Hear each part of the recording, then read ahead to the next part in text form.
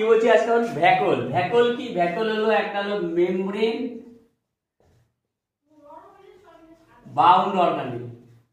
Bound অর্গানিল এটা কি করে?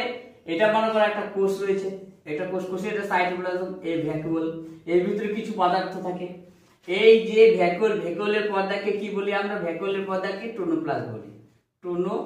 ভ্যাকুলের পর্দাকে কি বলে? টোনোপ্লাস্ট বলে। এই ভ্যাকুল কি বলে? সাইটোপ্লাজম থেকে এর ভিতরে যে পদার্থ থাকে তাকে আলাদা রাখে।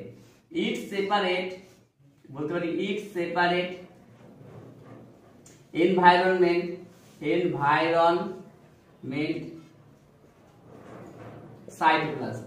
সাইটোপ্লাজম, ঠিক আছে? সাইটোপ্লাজম থেকে আলাদা হবে।